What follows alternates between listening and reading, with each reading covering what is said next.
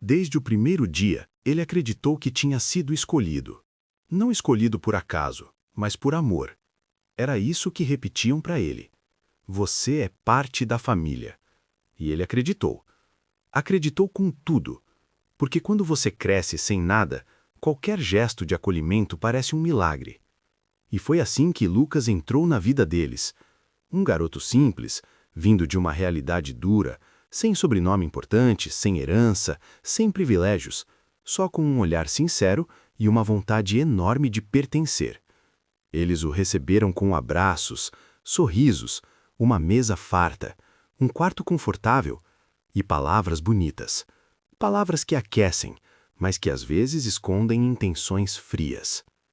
No início, tudo parecia perfeito. Lucas ajudava em tudo, sempre disposto, sempre presente. Ele acordava cedo, organizava a casa, acompanhava o pai nos negócios, ouvia os conselhos da mãe, protegia a irmã.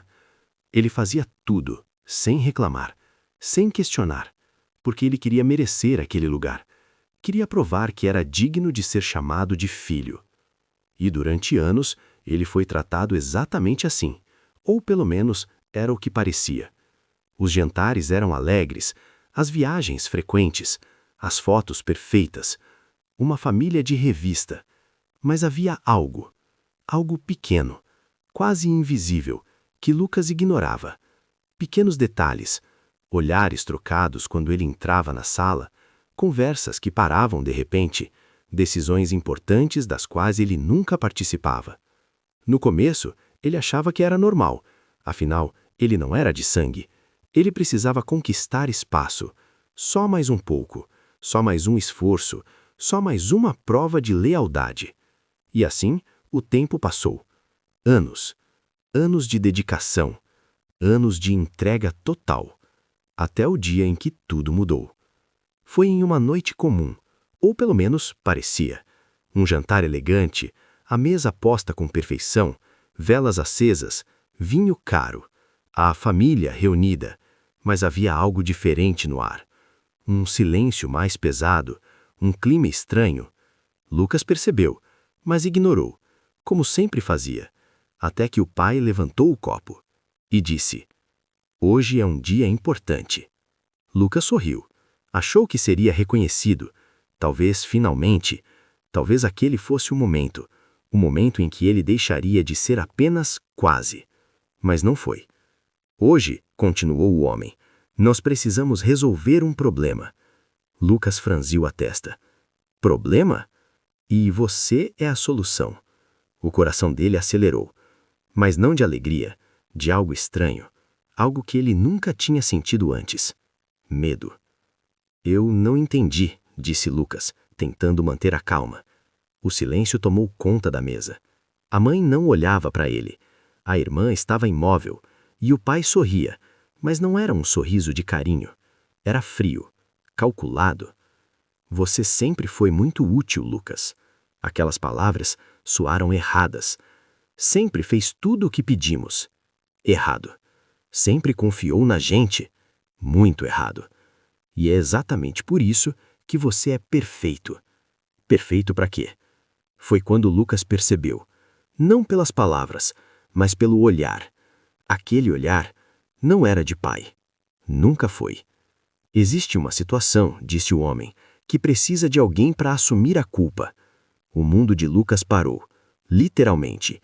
"E esse alguém será você." O silêncio agora era ensurdecedor. Lucas tentou rir. Achou que era uma piada. Precisava ser. "Isso não tem graça." Ninguém riu. Nem sequer reagiu. "Não é uma piada." A voz da mãe finalmente surgiu.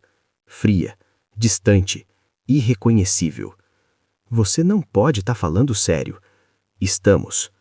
Lucas olhou para cada um deles, procurando, desesperadamente, algum sinal de humanidade, algum traço da família que ele acreditava ter, mas não encontrou. Nenhum. "Eu fiz tudo por vocês." Voz dele falhou. "Tudo?" "Exatamente", respondeu o pai. "Por isso você é o candidato ideal." Foi nesse momento que tudo fez sentido. Os anos de confiança, A proximidade construída, o acesso às informações, os documentos assinados, as responsabilidades delegadas, não era amor. Nunca foi. Era preparo. Lucas não era filho, era peça. Uma peça cuidadosamente posicionada, esperando o momento certo. Vocês me usaram. A frase saiu como um sussurro. Nós te demos tudo, retrucou o homem, muito mais do que você jamais teria. E ali estava a verdade crua. Eles nunca o viram como igual. Nunca. E agora você vai retribuir. Lucas ficou em silêncio, mas algo dentro dele mudou. Algo que ficou adormecido por anos. Uma pequena voz, que sempre esteve ali, mas que ele ignorava. Agora, ela gritava e dizia uma única coisa. Eles nunca foram sua família. Lucas respirou fundo e, pela primeira vez, não respondeu com submissão. Não. O silêncio foi instantâneo, pesado, perigoso. O que você disse? Eu disse não. O pai estreitou os olhos. A mãe finalmente o encarou. E a irmã parecia surpresa, como se nunca tivesse imaginado que ele fosse reagir. Você não tem escolha. Eu tenho. Lucas se levantou, devagar, mas com firmeza. Eu sempre tive. Eles se entreolharam, mas dessa vez era diferente. Não havia controle, não havia previsibilidade. Lucas não era a peça. Você esqueceu quem te colocou aqui, disse o homem, com a voz mais dura. Não. Lucas deu um leve sorriso, mas não era de alegria, era de consciência.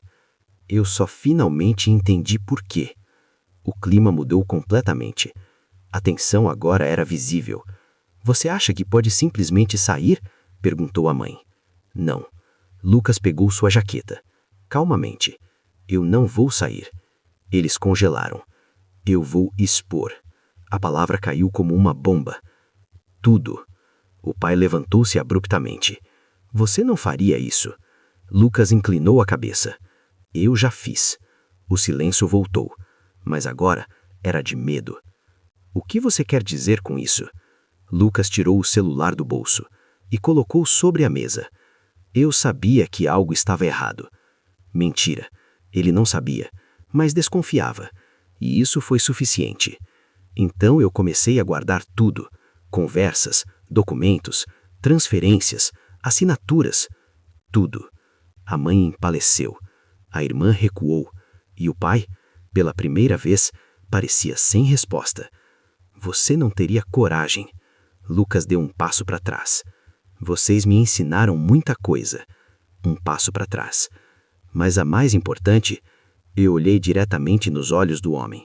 Foi a não confiar em ninguém. E então, ele virou as costas e saiu, sem olhar para trás, sem hesitar, sem medo. Porque naquele momento, ele finalmente entendeu que nunca perdeu uma família, porque nunca teve uma, mas ganhou algo muito mais valioso, a si mesmo. E se você chegou até aqui, me diz uma coisa. Você já confiou em alguém que não merecia? Já sentiu que estava sendo usado, mas ignorou? Comenta aqui embaixo. Quero saber sua opinião. E se essa história te prendeu até o fim, deixa o like e se inscreve, porque a próxima história pode ser ainda mais perturbadora.